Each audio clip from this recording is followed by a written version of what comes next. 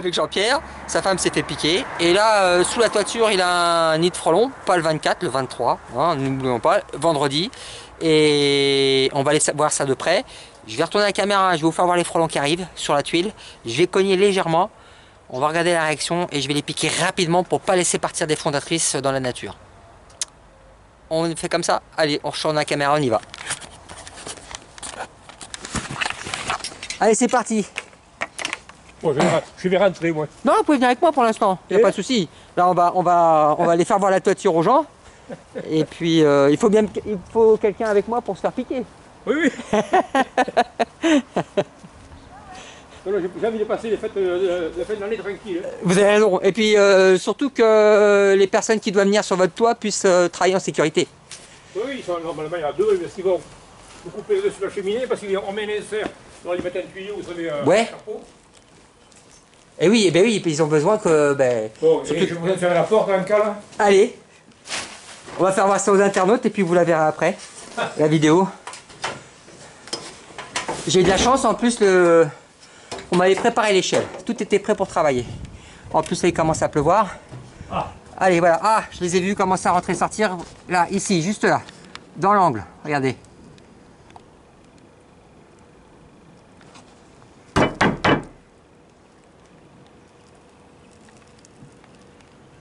Regardez. Pip, pip, pip, pip, pip, pip, pip. Voilà, ça y est.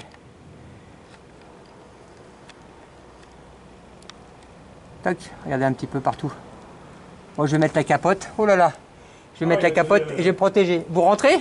Bonjour. Allez, je vous fais rentrer. Et voilà, je dis que c'est pas grosse. Ça va, chef? Ça va, attends, parce que je les ai excités un petit peu pour voir si on avait du monde. On a du monde. Ah oui, oui, là.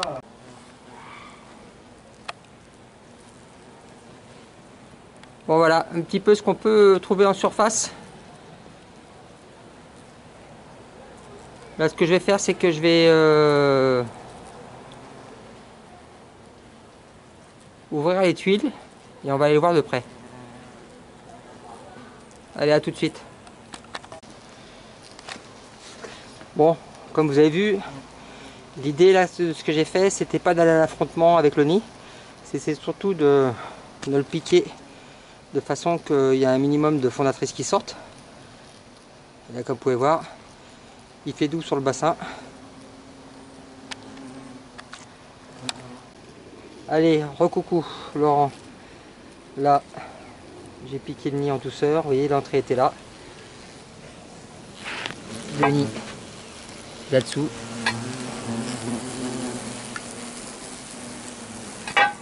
Et pour vous donner les informations, il fait température ressentie 9. Là, il fait 12 degrés. Et on est le 23 novembre à 16h10. Et comme on peut voir, le soleil se couche. Et les frelons sont toujours là. Toujours parmi nous. C'est pour ça que je vous aurais bien fait une vidéo pour vous dire mon bilan de fin de saison. Mais pour l'instant, j'y crois pas tellement à ma fin de saison. C'est la preuve que... Voilà. Est-ce que la fin de saison est finie? Non, pour moi, elle n'est pas finie. Allez, je vais essayer de dégager le nid. Et j'ai dégagé mon nid. Un zoom arrière, c'est marrant, il a une belle forme. Regardez, il a fait un demi-côté. Le trou était là. L'idée, c'est de le sortir. Et puis, pareil que sur celui que j'ai fait avant, de trouver la fondatrice en espérant qu'elle n'ait pas quitté les lieux et que je puisse le sortir sans le briser. Ce qui est plus compliqué. Tout de suite. Bon, ben voilà, vous avez vu le nid que j'étais en train de faire sous la toiture.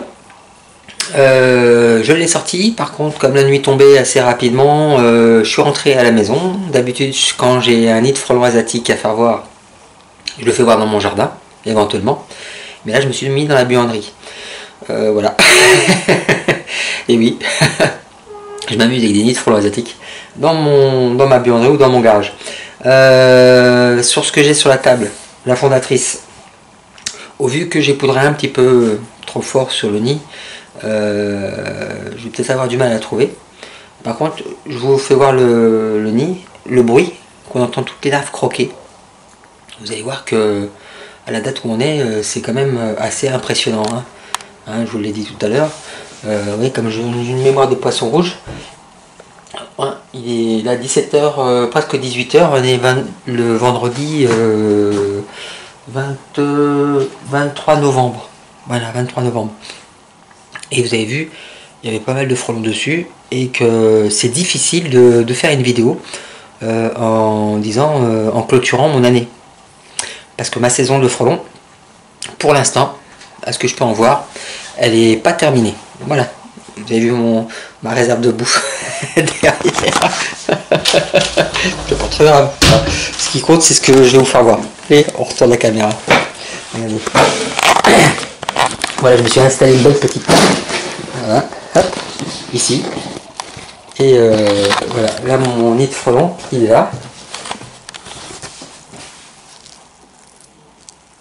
Et il est assez complet. Alors je vais mettre la caméra sur pied, je vais vous le déposer entièrement. C'est parti. Bon voilà, j'ai mis le nid quand j'ai mis la caméra en position de pouvoir vous faire voir les plateaux que je vais sortir à fur et à mesure. Alors celui-ci il a pris un petit peu un pet, mais voilà, hop le premier. Sachant que j'observe dedans et je peux me rendre compte qu'il y a je vois pas d'œuf sur celui-ci, sur les derniers opercules.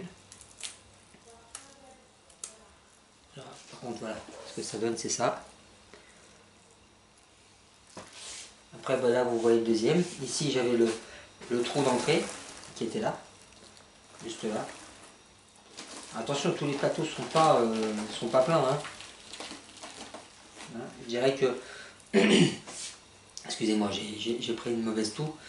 Je dirais là-dessus, sur celui-là, 1, 2, 3, 4, 5, 6, 7 plateaux à peu près, et il reste à peu près un plateau et demi qui est en cours de fonctionnement. Hein. Mais bon,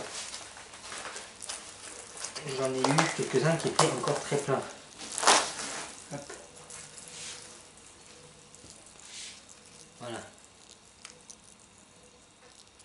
Après, si on va chercher par là, il y a encore des naissances. Hein. Écoutez. Je vous ferai voir une larve de près. Après. Et celui-ci, à l'intérieur, je m'excuse, je mets la tête devant la caméra.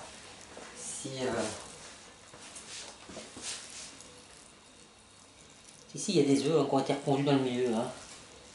Je vais les faire voir. Voilà, par exemple, ici, vous voyez, ici, il y a un frelon qui va naître. Et c'est-à-dire qu'il y a quand même une génération derrière hein, qui se remet en route. C'est-à-dire que là, sur ce dernier plateau-là et sur le plateau, ça travaille des nymphes, etc. Et là, au milieu, il y a de la ponte. Hein.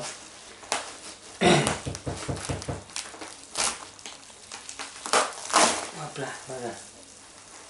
Regardez ça. Alors là, oui, celui-ci, dans le fond, on voit peut-être pas terriblement. J'ai beaucoup d'œufs qui ont été pondus. Tous à l'intérieur. Je vous le ferai voir.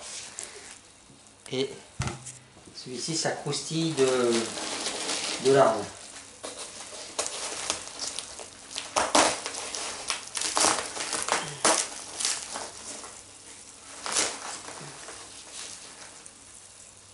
Ah merde, oui, ça croustille de partout. Hein. Comme si qu'il y avait encore une génération qui a été remise en route, hein, mine de rien. Hein.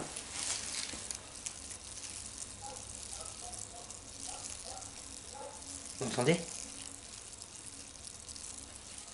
Là, c'est plein de larves. Là, alors là, bien sûr, on a des opercules fermés, des frelons à venir, mais là, il y a des larves en quantité impressionnante. Vous voyez, je pensais vraiment que ça allait être vide dans le fond. Hein. Hop. Et là aussi.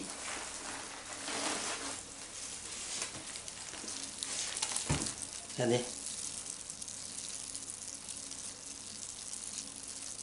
Tout ça, c'est des larves. Et là, on arrive à 1, 2, 3, 4, 5 plateaux.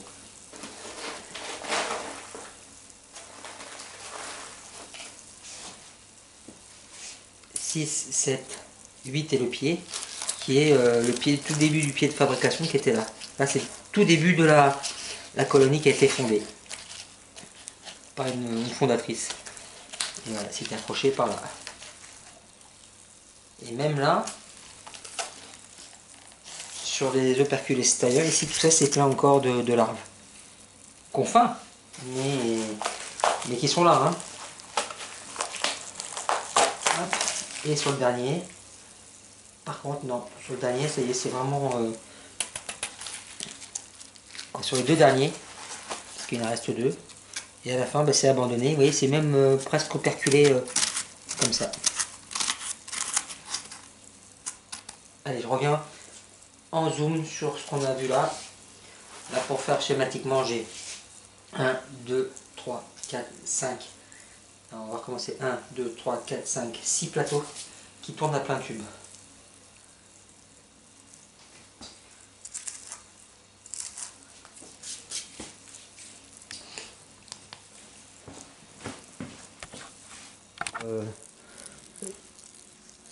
Un frelon asiatique, j'ai enlevé l'opercule pour vous le faire voir sortir. Et ici, on voit une larve. Et après, je vous, en même temps que celle-ci réclame à manger et que lui sorte ici, ou elle, et bien, je vais donner à manger à la larve. Et vous voyez tous les bruits qu'on entend, c'est la larve avec ses petites dents qui, hop, qui frottent pour avoir à manger.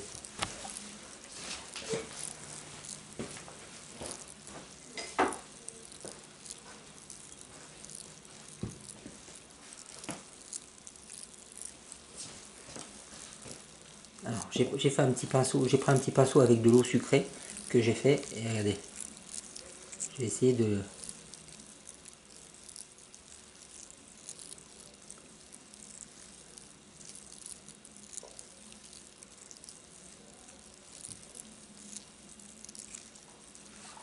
Je vais faire un zoom un peu plus près pour que vous puissiez bien voir.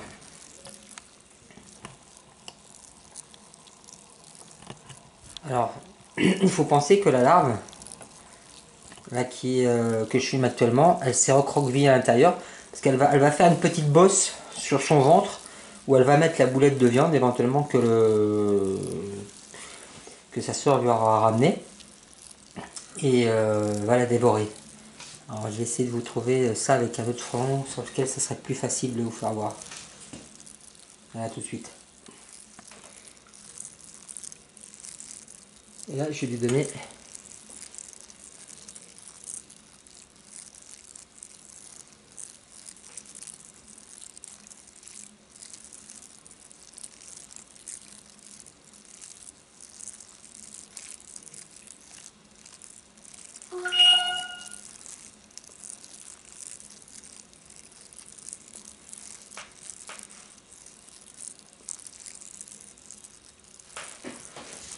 Bon, l'idée, c'est d'essayer de donner à manger à une larve, pour vous faire voir que quand un frelon revient avec une abeille, il peut se passer.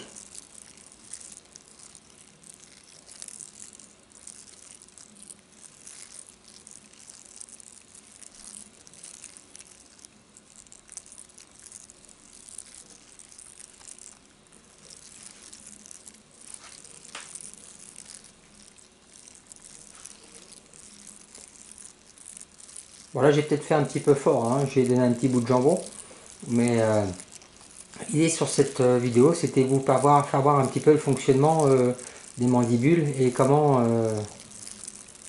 manger une larve de frelon asiatique. Alors, elle se sert de son ventre, elle pose de la nourriture avec.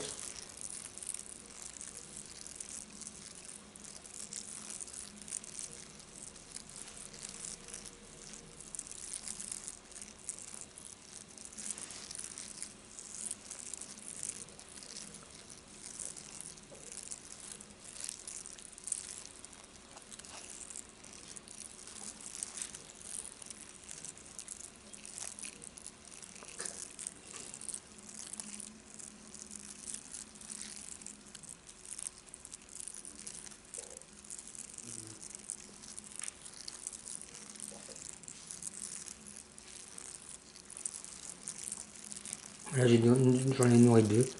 Une dans cette position là et une autre dans l'autre position. Comme ça vous permet vraiment de bien voir ce qui se passe. Et ça fait la même chose avec nos abeilles. Alors j'aurais dû faire peut-être du jambon mixé. Ça aurait été peut-être plus facile de leur mâcher le travail. Parce que ce qu'il faut penser, c'est que ceux qui leur amènent la nourriture, sûrement qu'ils en font une bouillie ou...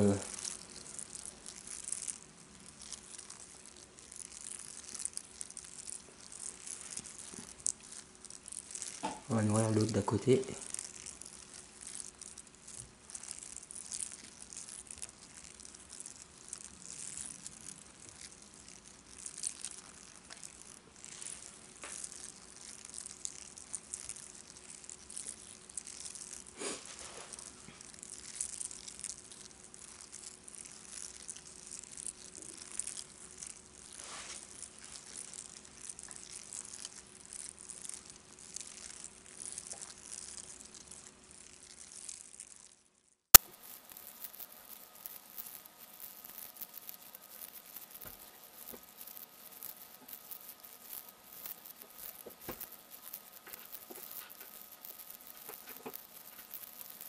Alors là, vous allez me dire, si tu vas pas loin, regardez, j'ai fait du jambon mixé.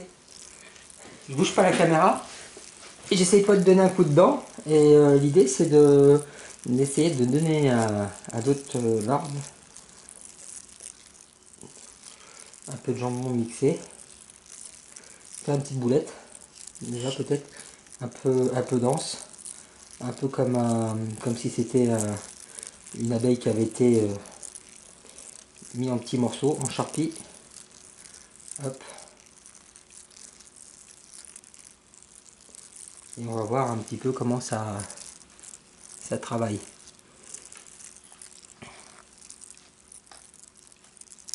Là c'est là, allez, on va se mettre... alors on ne voit pas la caméra, je vais me déplacer. Ah si, celui-là, tenez.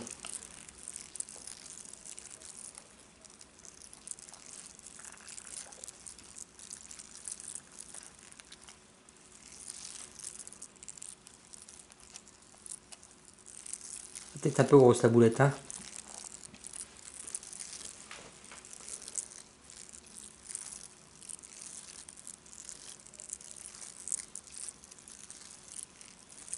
Voilà, ils ont ça à faire toute la journée, à donner à manger aux larves. Et bien sûr, ben, c'est vorace, hein.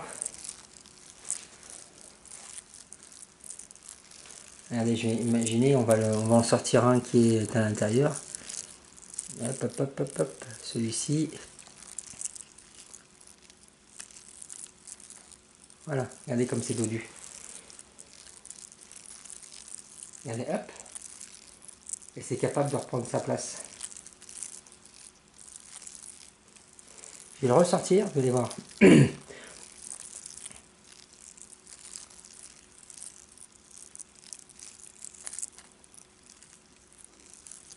Il s'accroche au... Là, je le sors entièrement. Là, je le pose. Regardez, vous allez voir. Il va se remettre à l'intérieur.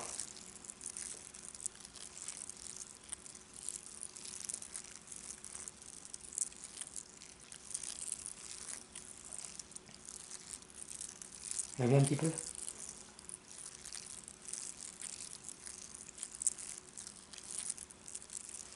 Il est bien les dents, hein. On va essayer en le laissant comme ça, de lui donner un petit peu de Boostify pour voir comment il se tortille.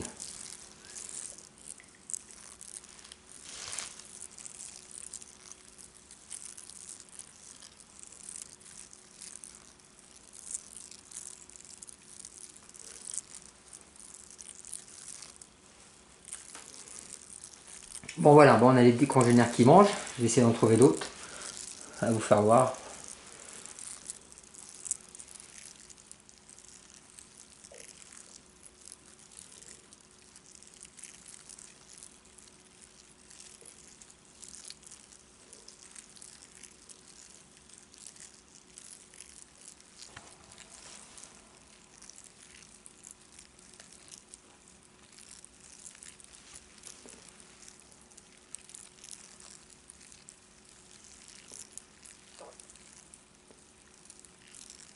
naissance d'un frelon, la larve,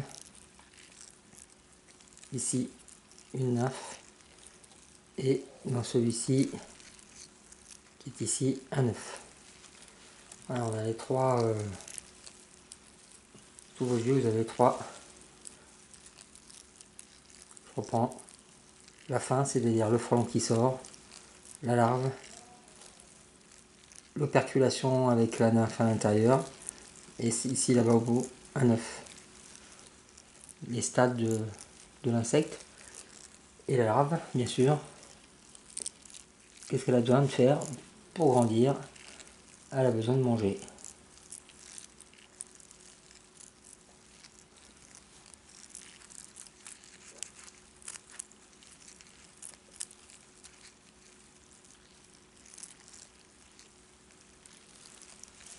Voilà.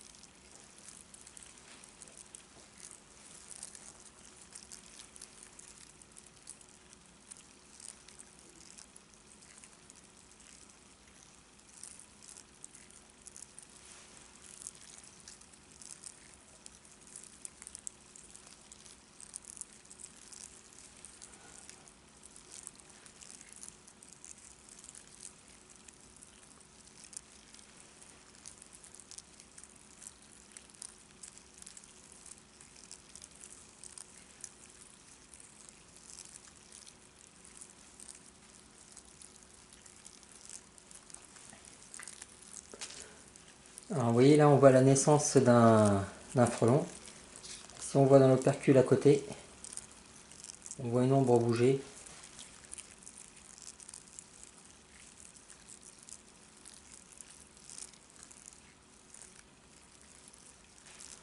Je vais vous ouvrir l'opercule, vous allez voir.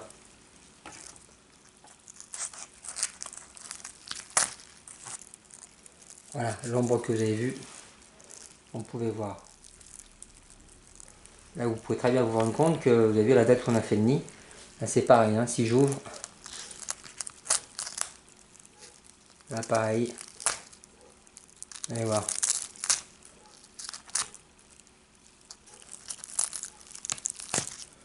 Ça, tout ça, ça serait né sûrement, voilà, regardez.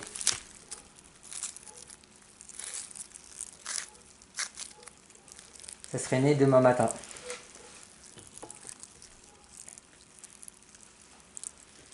Bon, sans faire de commentaires par rapport à la date, hein. 1, 2, 3, 4, 5, 6. Même ici, on avait une bonne dizaine qui serait née demain matin. Au vu des températures qu'on a actuellement, ben, voilà, pour nous, c'est pas des températures qui sont bien basses pour tuer les frelons asiatiques, en sachant qu'ils arrivent quand même à donner de la chaleur au nid.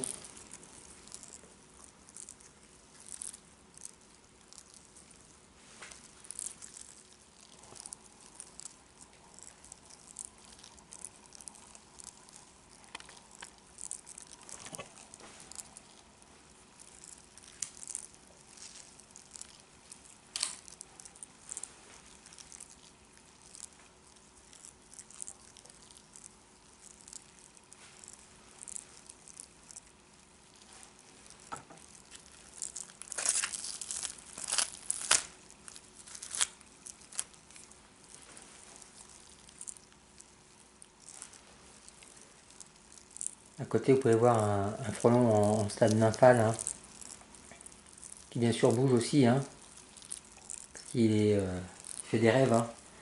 Il rêve qu'il est en train de manger des abeilles, hein. Déjà, hein, on voit des mouvements, hein.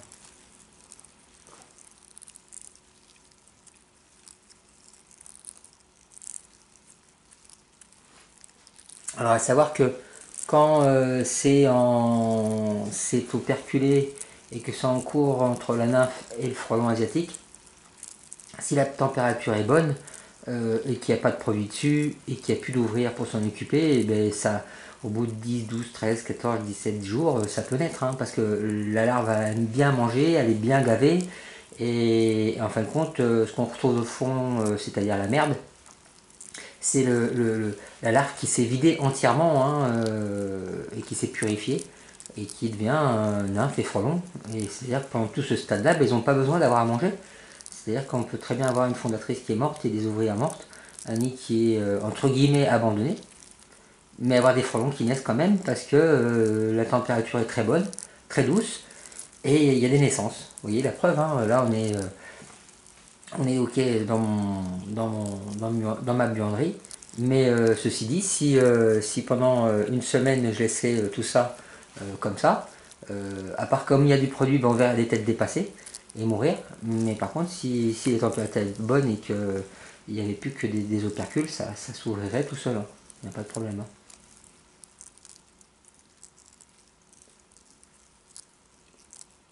C'est pour ça que des fois les gens nous disent ben, j'ai mis un coup de bombe. J'ai tué plein de frelons, ok. Vous avez peut-être tué les ouvrières, une bonne partie des ouvrières, et peut-être même la fondatrice. Mais en fin de compte, vous avez toujours des frelons qui naissent sur des nids, parce que il faut penser que le produit n'a aucun impact sur la percule. Là, c'est étanche. Ce qui fait que voilà, ça passe pas à travers.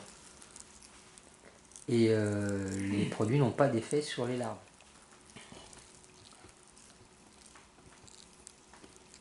Alors ici, on peut y voir une larve, ici de la crotte, là un frelon en cours de, une nymphe en cours de transformation,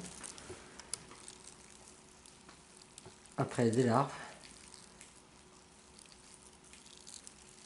Ça c'est une coupe, hein, que j'ai fait juste en craquant le truc.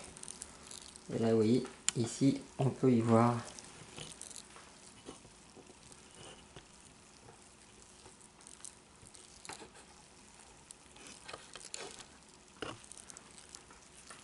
alors là un frelon, c'est une nymphe en cours de transformation, va tomber. Une autre ici, et là pareil. Et là ce qu'on voit en bas, là c'est des excréments. Quand c'est la larve qui se vide, quand la larve sera transformée en frelon, comme ici, elle sera vidée de ses excréments, elle va sortir vidée.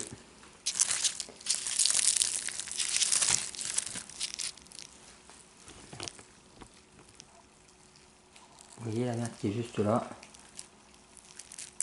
Hop, j'ai fait tomber.